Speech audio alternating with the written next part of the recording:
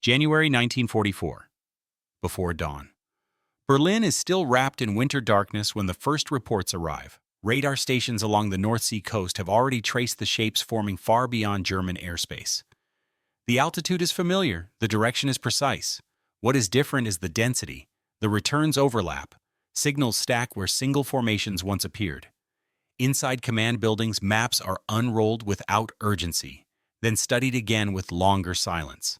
Red grease pencil marks no longer indicate one city or one factory.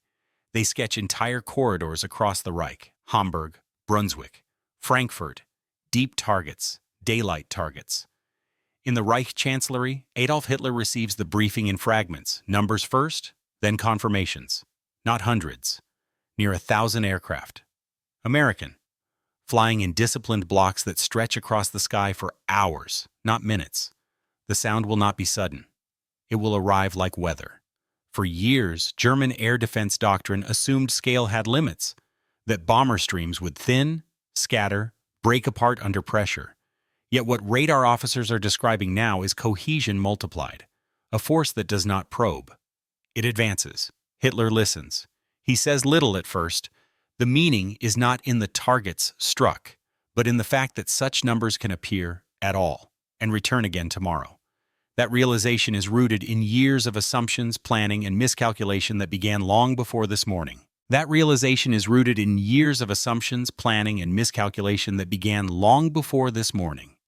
When the war began, Germany did not expect the sky to become a sustained battlefield. In the late 1930s, German air doctrine was built around speed, shock, and short wars. Aircraft were instruments of breakthrough, not endurance.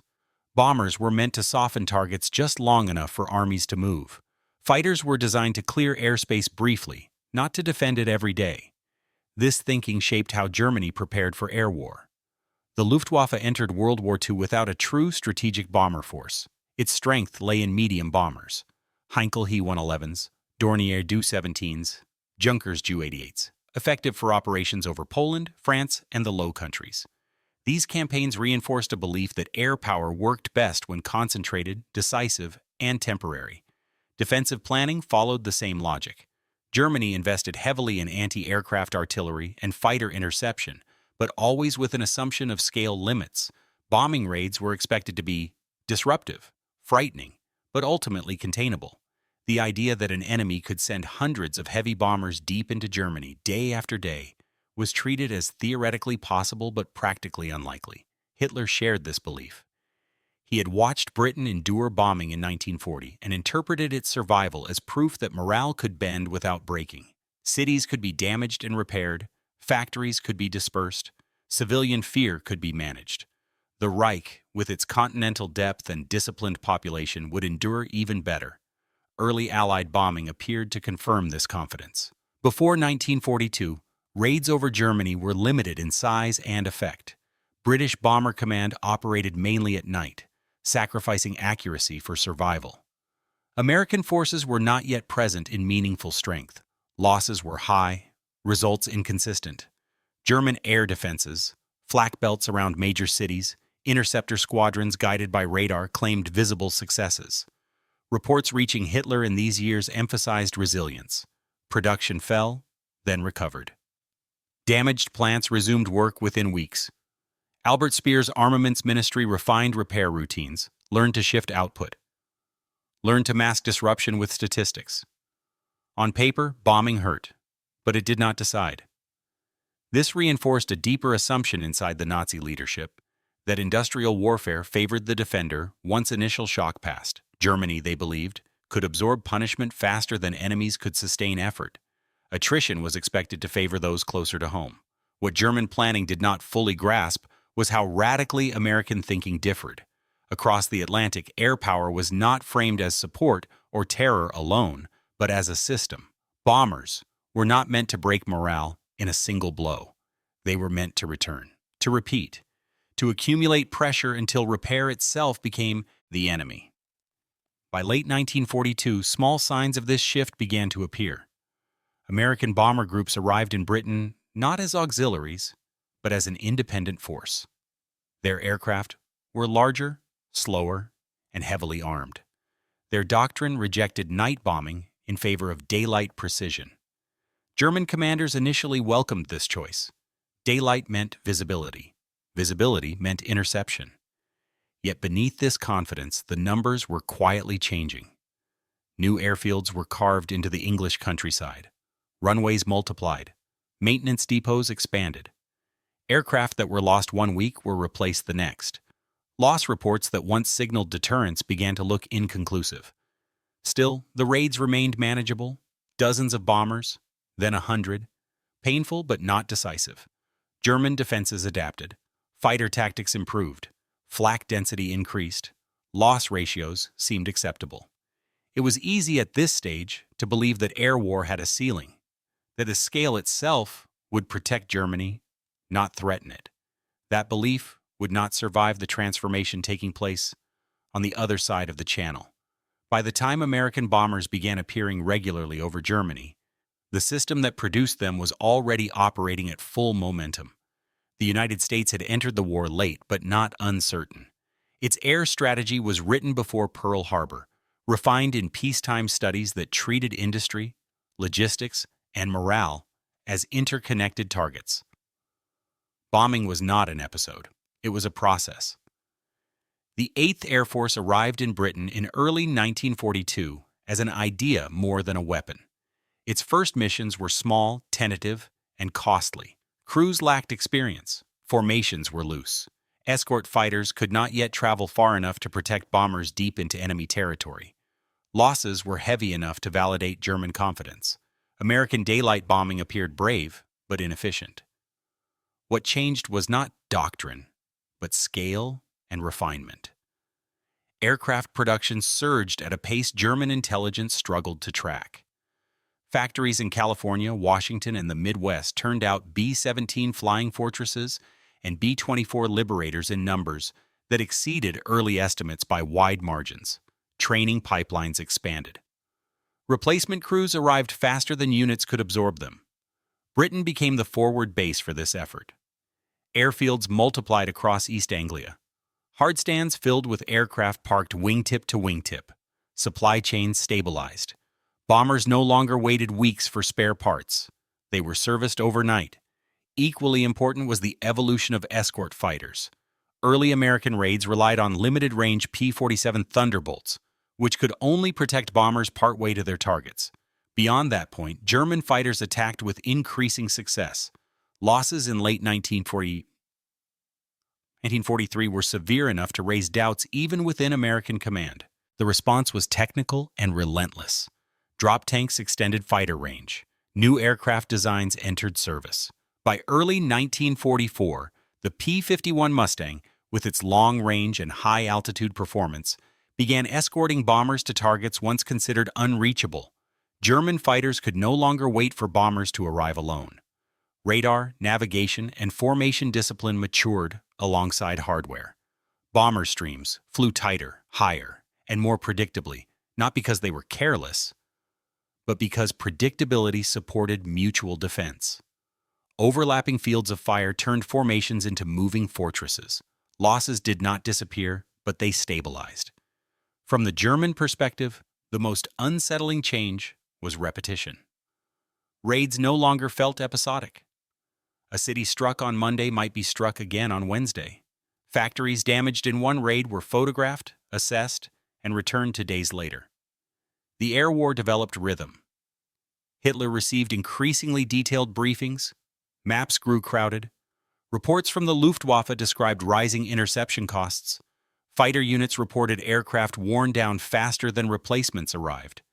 Fuel shortages began to shape training schedules. Pilots were sent into combat with fewer hours than their predecessors. Yet production figures remained deceptively strong. Speer's ministry continued to post increases in output, even under bombardment. Hitler clung to these numbers as proof that bombing could be endured. The Reich had survived worse, he believed. Cities had been rebuilt before. Enemies would tire first. What these statistics masked was fragility. Repairs consumed resources as fast as production created them. Skilled labor vanished under rubble. Transportation networks absorbed damage that could not be offset by factory efficiency alone. The system held, but only by stretching thinner. By late 1943, American planners no longer measured success raid by raid. They measured pressure. Each mission tested whether German defenses could recover before the next arrived. In January 1944, they answered that question with numbers. Formations assembling over Britain now stretched from horizon to horizon. Radar screens in Germany began to fill with returns that did not separate cleanly. This was no longer a problem of interception. It was a problem of endurance. And it forced German leaders, including Hitler, to confront the air war not as a threat, but as a condition that would not pass. Adolf Hitler's relationship with air power was shaped by early success and late rigidity. In the opening years of the war, aerial victories reinforced his belief that will and concentration mattered more than endurance. When Poland collapsed under coordinated air and ground attack, when France fell after weeks of pressure, the lesson seemed clear. Decisive force won wars quickly. Prolonged struggle was a failure of leadership, not a structural reality. Daylight American bomber formations challenged this belief at its core. Hitler did not respond with panic. He responded with insistence. Orders emphasized defense, retaliation, and technological answers. New fighters, heavier flak, miracle weapons still on drafting tables. Yet his directives increasingly revealed a gap between expectation and capacity. He demanded absolute protection of cities and factories while denying the Luftwaffe the fuel and trained pilots required to provide it. As reports described formations numbering in the hundreds, Hitler fixated less on losses inflicted and more on the audacity of the attempt.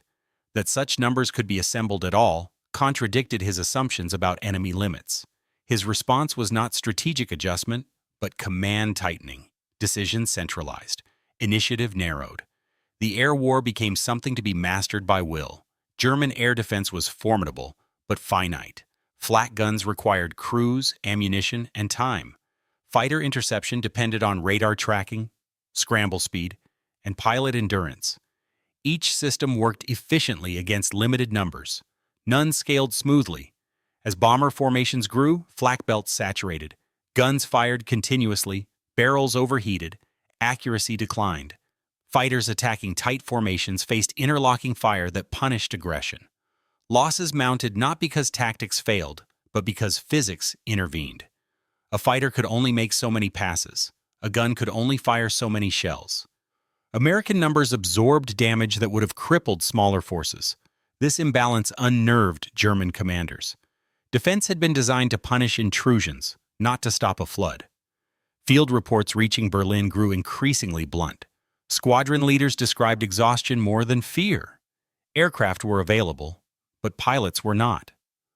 Those who flew returned drained, shaken, less confident. Veterans were replaced by novices who learned under fire. The language shifted from confidence to calculation. How many fighters could be launched? How many would return? How many bombers could realistically be destroyed before reaching targets? These were no longer rhetorical questions. They were operational limits. For German civilians, daylight bombing changed everything. Sirens lost urgency. Fear became familiarity. The sky filled for hours at a time, shadows drifting across streets. Shelters emptied and refilled repeatedly. The sound of engines replaced surprise with anticipation. People did not ask whether bombs would fall. They asked how long it would last. That collective endurance, on both sides of the sky, was about to be tested further. American bombing did not aim solely at destruction. It aimed at interruption. German industry proved resilient, but resilience carried cost. Each damaged factory consumed labor, transport, and materials simply to stand still. Machines were salvaged, moved, rebuilt, and recalibrated under pressure. Skilled workers were pulled from production into repair. As raids intensified, intervals between attacks shortened. A plant struck on one day was struck again before full recovery. Temporary fixes replaced permanent solutions. Production graphs that appeared stable hid growing inefficiency beneath them. Output existed, but it moved slower, traveled farther, and relied on increasingly fragile networks. This was the invisible effect Hitler struggled to see. Bombing did not need to erase factories. It only needed to deny them rhythm. Fear is sharp, but brief. Repetition is dull and permanent. German morale did not collapse under the first raids. It thinned under the 100th. The body adjusted. The mind wore down. For leaders, repetition destroyed narrative. Each raid blurred into the next. Victories lost meaning. Losses accumulated without resolution. There was no decisive defense to celebrate, only damage managed and deferred. Hitler's public speeches avoided numbers. Privately, numbers dominated discussion. How many aircraft today? How many tomorrow? When scale becomes routine, it stops being shocking and starts being absolute. By early 1944, the air war had reached a point where size itself was decisive. American planners no longer needed surprise. They needed presence. That presence would soon concentrate into formations so large that German radar screens could no longer tell where one raid ended and another began. The moment when those formations crossed the Reich in full daylight would mark the turning point, not because of what was destroyed, but because of what could not be stopped. The decisive shift came not with a single explosion, but with confirmation. In late February 1944, as part of the Allied offensive later known as Big Week, German radar stations began reporting formations assembling over Britain in numbers that strained the language used to describe them. Individual raids merged into continuous tracks. Controllers could no longer assign clear labels. What moved eastward was not a strike force. It was a presence. On the morning of February 24th, American bomber streams crossed the North Sea in daylight, layered by altitude and spacing, escorted deep into German airspace. Hundreds became many hundreds. By the time confirmations reached Berlin, estimates approached 1,000 aircraft involved across multiple axes. The formations did not divert. They did not scatter. Weather did not deter them. Hitler received the reports in sequence. First radar summaries, then Luftwaffe readiness updates, then interception losses. What unsettled him was not that cities were threatened, Germany had endured bombing before, but that the air defense system was already committed everywhere at once. There was no reserve, no secondary response. Orders went out to scramble fighters regardless of fuel economy. Veteran units were thrown back into combat with little recovery time. Anti-aircraft batteries fired continuously, knowing that ammunition stocks would be strained by nightfall. The Reich was no longer parrying, it was absorbing. For the first time, American bombers struck targets across the Reich on a scale that made prioritization impossible. Aircraft factories, ball-bearing plants, assembly halls, some were damaged, some survived. The outcome mattered less than the effort required to defend all of them simultaneously. Hitler's reaction, as recorded by those present, was controlled but rigid. He demanded explanations for gaps, demanded assurance that losses were inflicted, demanded confidence that defenses remained effective. Yet the reports resisted optimism. Losses were real but insufficient. Bombers continued, escorts held, targets were reached. What changed in this moment was not Hitler's rhetoric but his silence. The briefings grew longer, interruptions fewer. The realization forming was not that the Reich would fall tomorrow, but that it could be pressured every day without pause. As evening approached and damaged aircraft limped back to bases, it became clear that the raid was not an exception. It was a demonstration, and it would not be the last. In the days that followed, the meaning of that demonstration became unavoidable. Loss reports compiled after the raids showed a pattern that no amount of rhetoric could reverse. German fighters had inflicted damage, but not enough to reduce the scale of future attacks. Aircraft destroyed in combat were replaced faster than Germany could replace pilots. Each interception cost experience that could not be manufactured. The presence of long-range escorts changed the balance decisively. Fighters that once attacked bombers freely now faced American Mustangs that stayed with the formations to the targets and beyond. Air combat shifted from controlled interception to chaotic engagement. German pilots fought longer, farther from base with diminishing fuel margins. Hitler was briefed on these developments daily. He fixated on technical counters, new jet fighters, heavier armament, tighter command control. Projects were accelerated on paper. Timetables were compressed. Yet even optimistic projections admitted that solutions would arrive late. What could not be ignored was endurance. American crews returned to England, debriefed, rested, and flew again. The machinery of replacement functioned without interruption. German defenses, by contrast, showed signs of cumulative strain.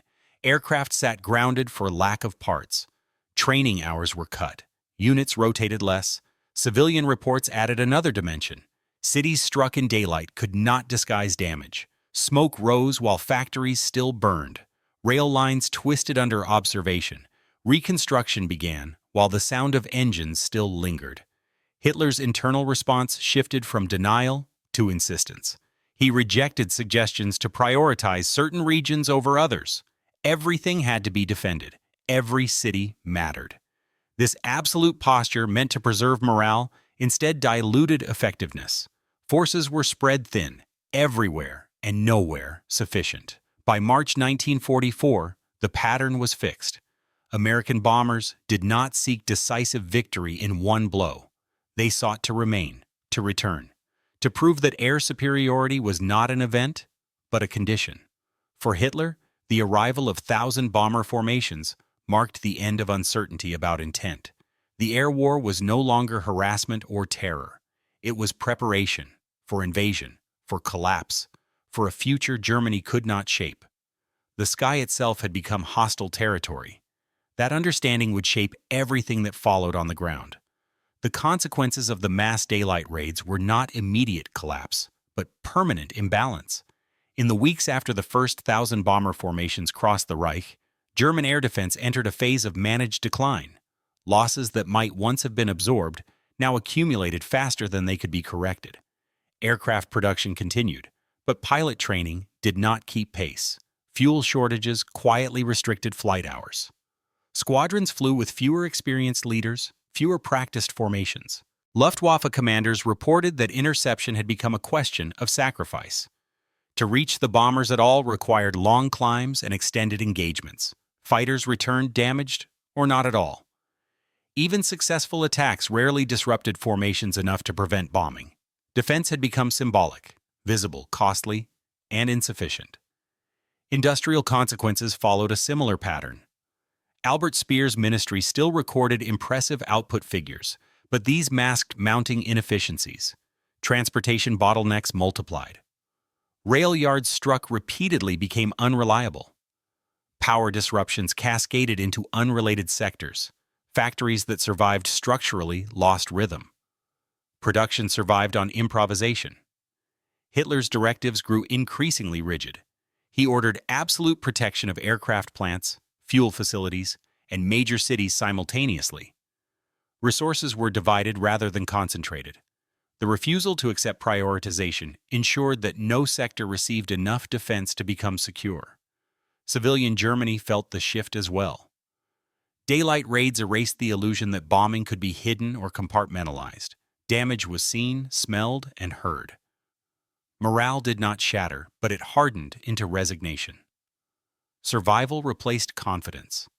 Endurance replaced belief. By spring 1944, the air war had achieved what no single raid ever could. It forced Germany to fight everywhere at once, every day, without rest. And it left unanswered the question of how long such strain could be sustained. By early summer 1944, the imbalance created in the air began to shape every other decision. German strategy adjusted not through choice, but necessity. Fighter units were pulled back to defend fuel plants at the expense of cities. Flak concentrations were shifted repeatedly, chasing targets that reappeared elsewhere days later.